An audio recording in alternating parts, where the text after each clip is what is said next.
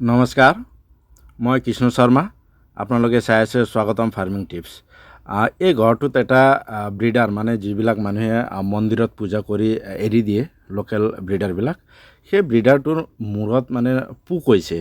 তো মই দেখাই আছোঁ আপোনালোকে কেনেকৈ পোক হৈছে। মানে ইমান পোক হৈছে, ইয়াতে চাব পাৰে আপোনালোকে, সি ছটপটাই আছে। মানে সেই পোকবিলাকে ভিতৰে খাই আছে, সেইকাৰণে সি বিৰাট অশান্তি পাইছে আৰু বিৰাট কষ্ট পাই আছে।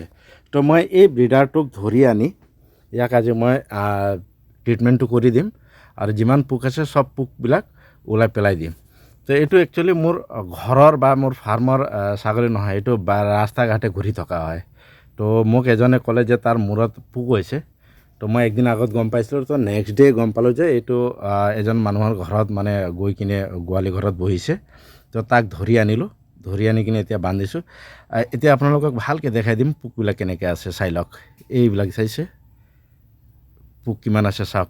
এই শিংটো মানে গৈ কিনে তাত সোমাই গ'ল। সেই সোমাই যোৱাৰ কাৰণে কি হ'ল, তাত ঘাঁ এটা হ'ল। ঘাঁ হোৱাৰ পাছত তাত মাখি বহিলে আৰু মাখি বহাৰ কাৰণে তাত এনেকুৱা টাইপৰ বহুতো পোক হৈ গৈছে, চাব পাৰে। তাৰ বহুখিনি অংশ এই পোকে খাই পেলাইছে। তো ভালকৈ চাই লওক। আৰু মই কি মেডিচিন দিছোঁ আৰু কেনেকৈ ট্ৰিটমেণ্ট কৰিছোঁ আৰু কেনেকৈ পোকবিলাক ওলাই গৈছে, সেইটো মই গোটেইখিনি ডিটেইলছত আপোনালোকক আজি এই ভিডিঅ'ত দেখাই দিম। যদি আপোনালোকৰ ফাৰ্মত যদি কেতিয়াবা তেনেকুৱা হয়, গৰু হওক ছাগলী হওক, যিকোনো ক্ষেত্ৰতে এইটো ছাকচেছ হয়। আৰু মোৰ গৰুকো হৈছিলে আগতে, তো মই সেইটো ট্ৰিটমেণ্ট কৰিছিলোঁ আৰু ছাগলীকো কৰিছোঁ। তো এইটো চাইছে, এতিয়া মই সেই মেডিচিনটো মূৰত দি পেলাই হালধি গুড়িটো দিছোঁ। এতিয়া লাহে চাওক পোকবিলাক ওলোৱা আৰম্ভ কৰিছে, চাইছে ভিতৰৰ পৰা চব পোকবিলাক ওলাই আছে।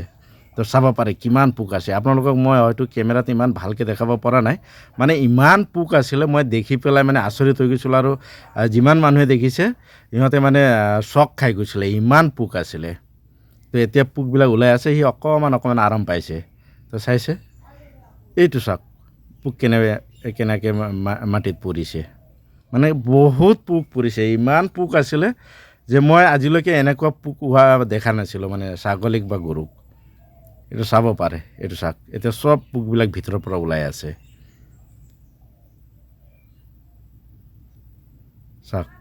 এই শিংটো য'ত মানে গৈ লাগিছে সেইটো জাগাৰ পৰাই মানে ঘাঁটো হৈছিলে। তো তাৰ পৰা লাহে কৰি গোটেইখিনি জাগাত হৈছে। তো মোক দেখি পেলাই বেয়া লাগিছে, সেইকাৰণে মই ট্ৰিটমেণ্টটো কৰিলোঁ। এইটো যিটো দেখিছে গুটি, এইটো নেফথালিন বুলি কোৱা হয়। নেফথালিন গুটিটো আপুনি এনেকৈ একেবাৰে গুড়ি পাউডাৰ কৰি ল'ব। প্ৰথমতে পাউডাৰ কৰি আপুনি ইয়াত তেল এটা দিব লাগিব। সেইটো কি তেল দিব লাগে মই এইটো ভিডিঅ'তে দি দিছোঁ, আপোনালোকে ভালকৈ চাই ল'ব। নেফথালিন গুটিটো যদি কওঁ, এইটো চাইছে নেফথালিন বলছ। এইটো মই 100 গ্ৰামছৰ আনি ৰাখোঁ, 50 টকা লয়।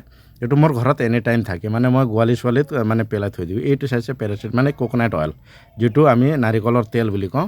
সেই নাৰিকলৰ তেলটো আপুনি সেই যিটো নেফথালিন গুটি আছে, বা আমি কপৌৰ গুটি বুলি কওঁ, সেই নেফথালিন গুটিৰ লগত মিক্স কৰি এনেকুৱাকৈ এটা লিকুইড এটা বনাই ল'ব। মানে কি হয়, ঘাঁটো বহুত ভিতৰলৈকে সোমাই থাকে। যদি আপুনি সেই পাউডাৰ মাত্ৰ দিয়ে, তো সেই ভিতৰলৈকে গৈ নাপায়। তো আপুনি যদি নাৰিকল তেলৰ লগত এইটো মিক্স কৰি দিলে, সেই গোটেইখিনি জাগাত গৈ ঢুকি পাব। তেতিয়া যিমান পোক আছে চব পোকবিলাক ওলাব।